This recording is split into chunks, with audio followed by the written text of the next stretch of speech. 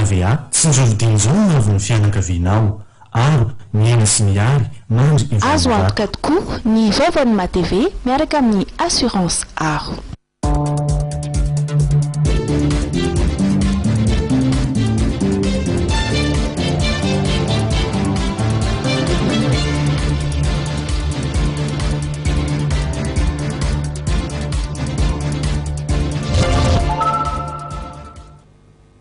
Togetto amin'ny fotoana ny famezana ndraitsika rijery ajaina amin'izao takariva izao fotoana zay anaranao ny fampahalalam-baovao eto amin'ny fahitalavitra MATV tolorana ny arabana amin'izay mbola tafiaraka aminay ry asaina ampiavana anaraka izany hatramin'ny farany vaovao nisongadina ny farany herinandro teo kosa ny lozam-pifamoivoizana nampalahelo izay niseho tetsy alarobia omaly ariva fiara roa no fantatra fa ny fanentsika ka ny foka mpandeha vokany olona roa no namoiny any ary roa hafa no naratra dia jeretsika indrindra ary ny fanadibina hoentin'ny Lova Ramanatsoa sy Christian Rakotondramanga.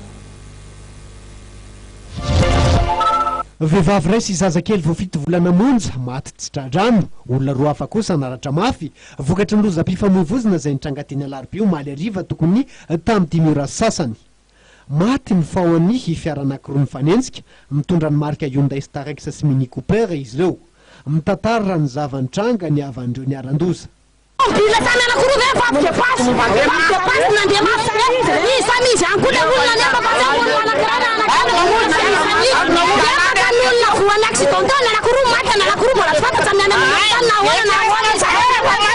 Saika niara ny fitsaram-bahoaka ireo mpanamorona afaty olona noho ny vavana lefany ka nahateritra reto avany maty.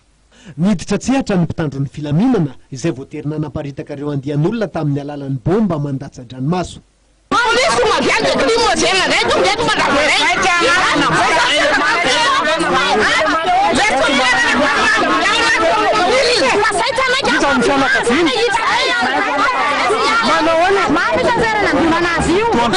Nalefa namonjy hopitaly ireo roa hafa naratra noho ny amafisa-pandeha kosa dia nifatratra tany amin'ny andron-jiro ilay fiara nandona ka nahafaty ireo mpandeha tongotra.